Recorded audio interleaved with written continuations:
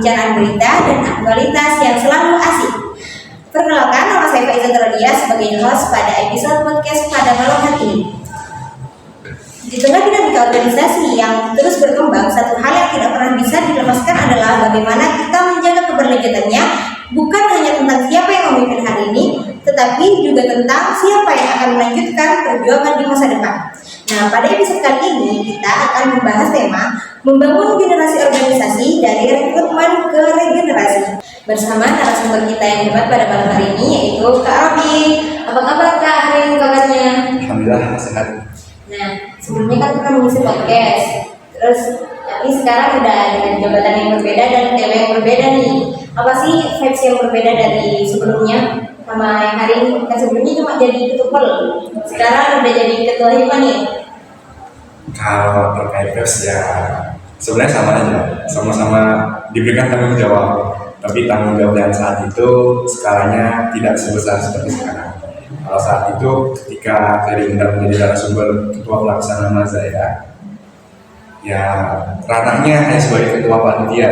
Kan tapi pada saat ini sebagai ketua organisasi, ketua hima di BPMSI, tentunya tanggung jawabnya justru lebih besar, lebih luas seperti itu. Dan terkait vibes ya tentunya happy, tentunya senang, ya tentunya memberikan suasana yang lebih menantang sih bagi diri saya pribadi. Berat gak sih jadi pemimpin organisasi? Terus apa kesibukannya nih?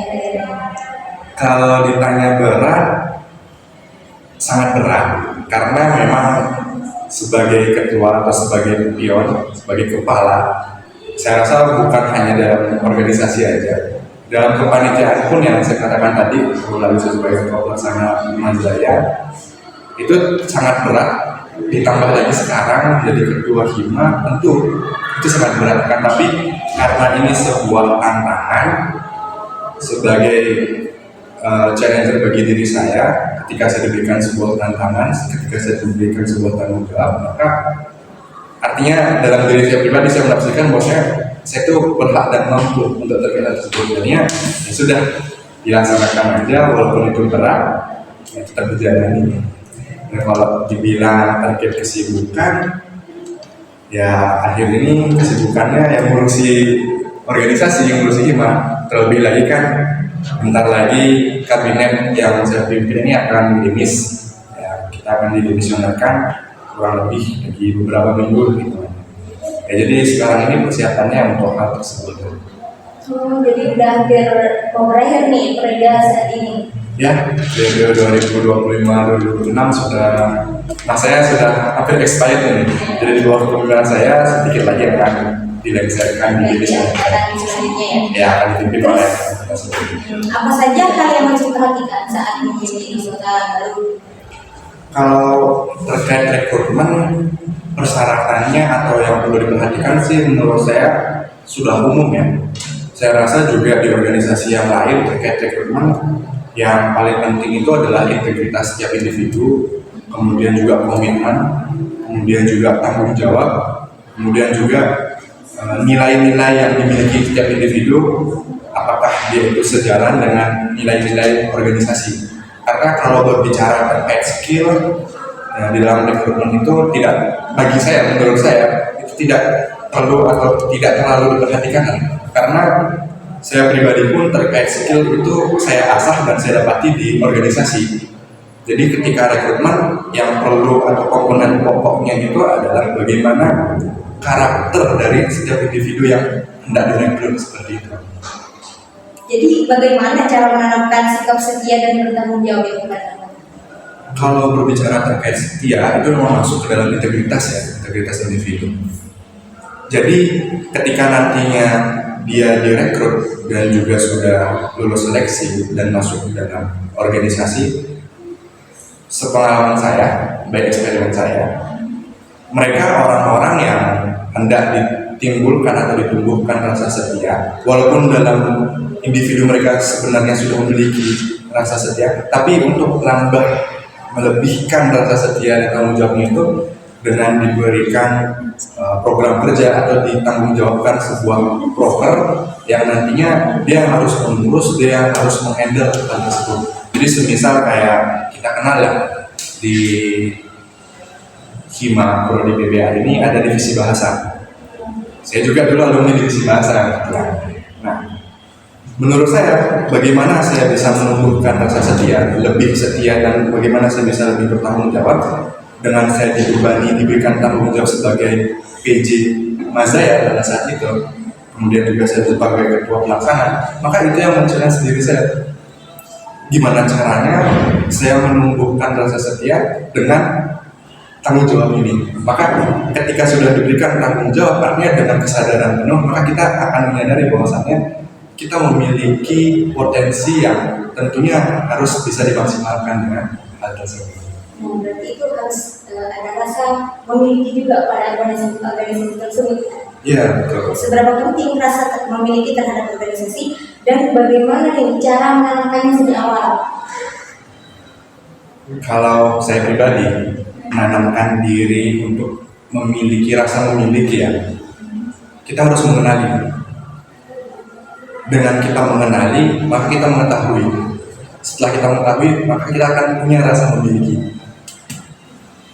Kalau kita bereksperience dari sebuah hubungan, ya, kamu kan pasti punya hubungan lah, relationship ya.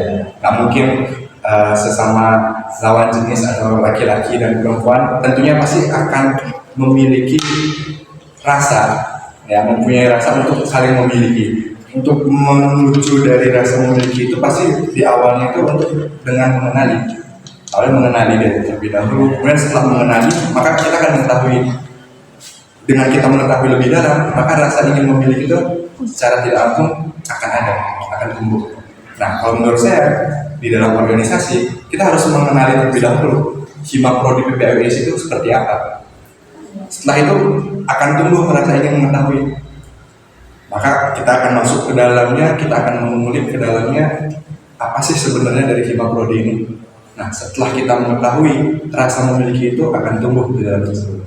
Itu experience saya seperti itu. Berarti harus mengetahui lebih dalam dulu di organisasi ini tujuannya apa lah gitu. Baru kita akan memiliki rasa tanggung jawab dan lain sebagainya.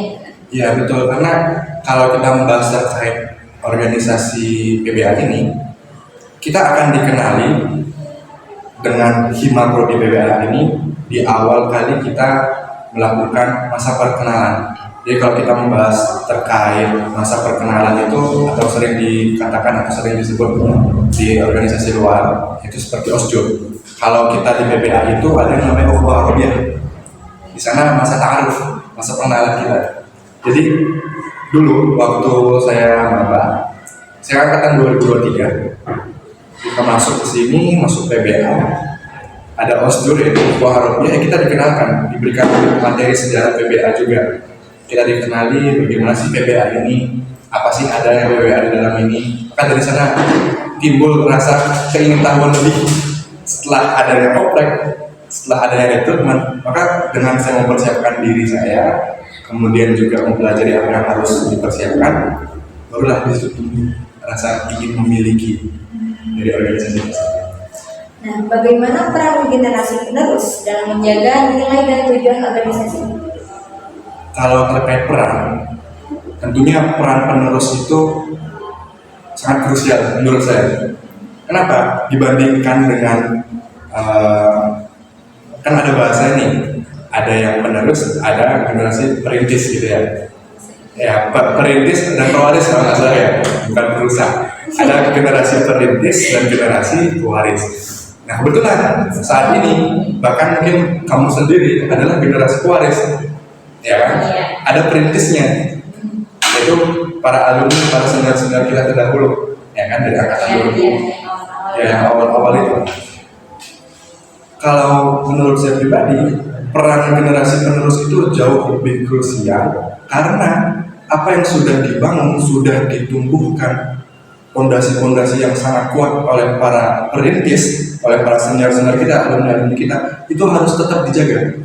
Nilai-nilai itu, moral yang ditanamkan, apa yang ada di dalam organisasi kita, tentunya dalam ADART, itu harus tetap konsisten.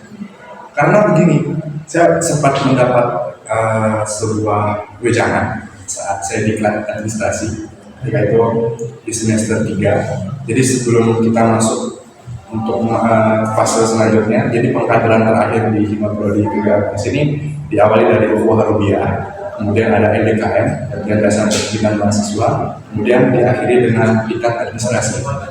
Saat itu ada salah satu senior, salah satu alumni yang mengatakan, memberikan sebuah wejangan, yaitu Kak Majid. Kak Majid sempat mengatakan seperti ini, janganlah kamu hanya menjadi generasi penerus, tapi jadilah generasi penerus. Oke.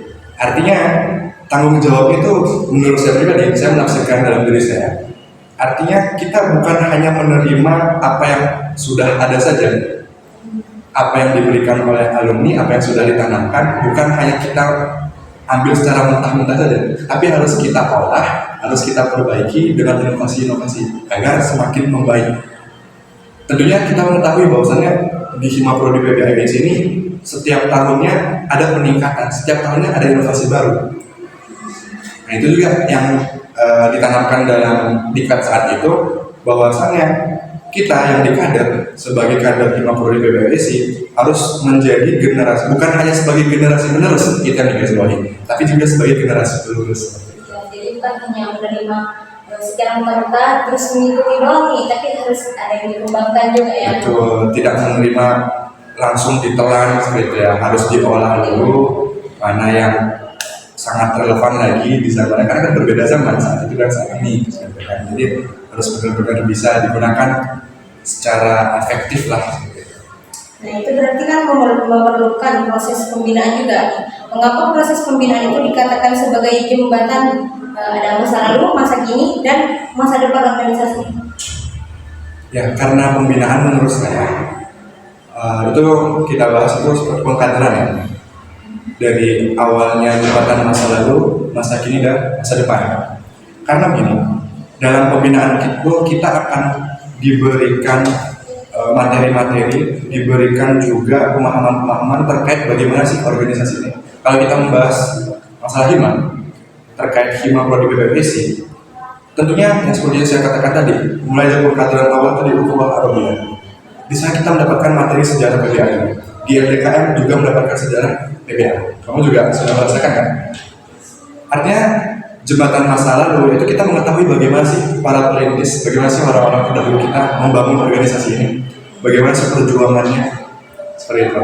Kemudian di masa kini yang ini sedang kita jalani, sama-sama kita jalani, kita juga harus tetap membawa nilai-nilai itu, mempertahankan nilai-nilai itu. Untuk siapa? Untuk generasi yang akan datang di masa depan, yaitu generasi di bawah kita, agar tidak terputus seperti itu. Apa yang sudah ditanamkan oleh para perintis, ya itu kita warisi, ya itu kita warisi, itu kita bina lagi ke angkatan-angkatan setelah kita, supaya nilai-nilai tetap sama. Karena kebetulan juga PBAIS itu dikenal sebagai organisasi yang sangat kuat dalam administrasinya. Jadi itu sudah ditanamkan sejak dulu. Maka ini yang sangat penting, dan bagi saya itu sangat bebannya, tanggung jawab itu sangat berat gitu, untuk mempertahankan terkait administrasi ini. Dengan mengetahui masa lalunya, terus kita berhasil di masa kini, itu akan berdampak pada masa depan organisasinya. Betul sekali. Terus bagaimana bentuk pembinaan yang paling efektif untuk membekali anggota? Yang paling efektif, kalau saya berbicara terkait Hima, ya yang sudah ada di Hima itu sangat efektif bagi saya. Lagi-lagi saya akan mengulangi lagi terkait pembinaan perkaderan yang saya bilang, yang ada di ukhuwah, yang ada di LDKM, yang ada di diklat, itu kita diberikan materi-materi yang tidak kita dapati di dalam kelas. Ya, tentunya karena ini bahas terkait organisasi ya. Mulai dari, kalau contoh, kita bilang di bagian LDKM, kita dapat yang namanya materi kepemimpinan. Ya, di bagian materi kepemimpinan kita diajarkan gimana sih definisi pemimpin itu, apa sih perbedaannya antara pemimpin dan kepemimpinan. Itu kan satu hal yang berbeda. Di sana kita dibina, diberikan pemahaman, diberikan pelurusan bahwasannya pemimpin itu bukan sekedar definisi saja nantinya itu, tapi ada teori-teori, ada karakteristik, dan juga ada gayanya. Kemudian juga ada terkait manajemen konflik. Macam-macamnya ada banyak juga sudah pernah, ya kan? Sudah pernah mengalaminya. Teknik persidangan, ya di kader seperti itu. Dia terkait efektivitas yang apa yang sudah ada di PBA ini sudah sangat efektif bisa. Berarti menurut kakak di PBA ini udah pembinaannya itu udah bagus nih, udah paling efektif ya.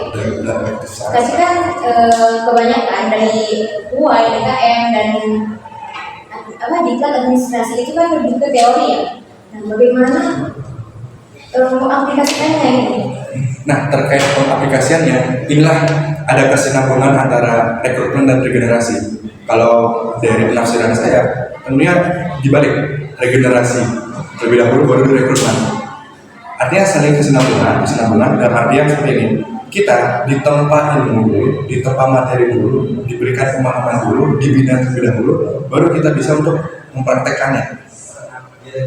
Nah, alurnya itu sudah sangat-sangat bagus di PBA ini. Kita dari awal masuk, sebelum masuk ke pengurusan, sebelum menjadi pengurus kamu seperti saya ini, kita kan sudah dibina terlebih dahulu, mulai dari UA, Arabia, kemudian di LDKM. Itu kan sebelum kita masuk, sebelum oprek, kan? Baru ada pembinaan berkelanjutan, yaitu pembinaan lanjutan yang didiklat untuk kematangan.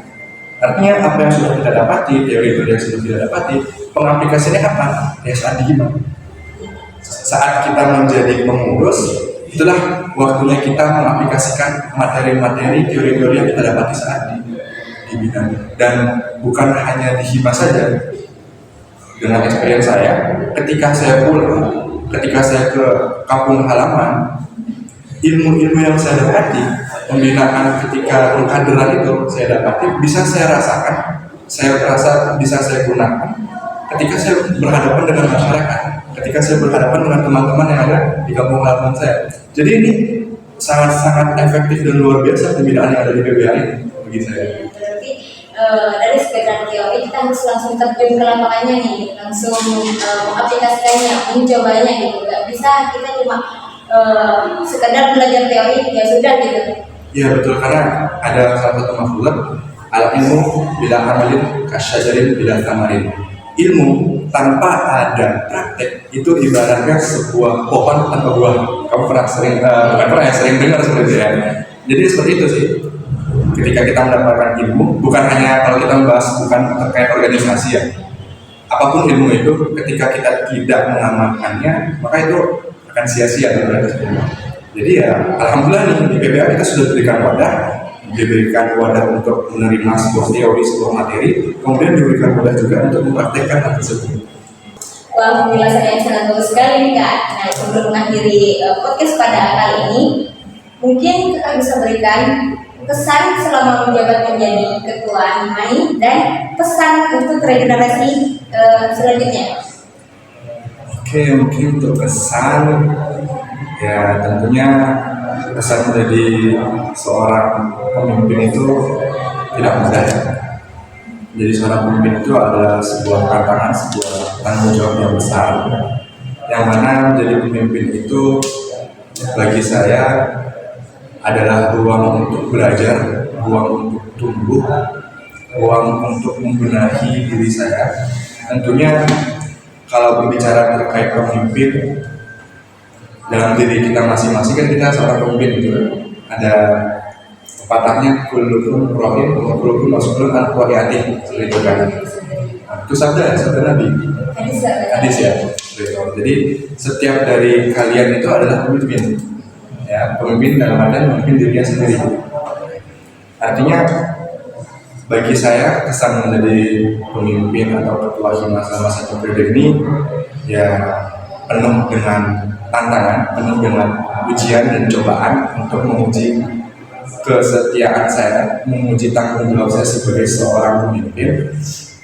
Tapi karena saya sering mengingat dan juga membaca salah satu kutipan yang menjadi motto hidup saya, bahwasannya hidup yang tidak diuji itu tidak layak untuk dijalani. Artinya saya mengambil penafsiran bahwasannya dengan saya diberikan tanggung jawab sebagai pemimpin ini selama 1 periode ini dengan kesan yang sangat luar biasa, sangat memberikan saya banyak pelajaran. Ini adalah sebuah kehidupan, jalan kehidupan yang memang layak saya jalani seperti itu. Nah itu terkait kesan.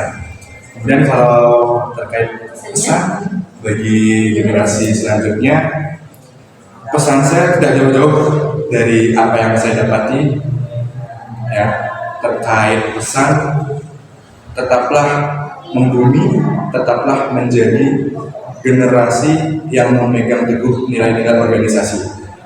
Janganlah hanya menjadi generasi penerus, tapi jadilah generasi penerus.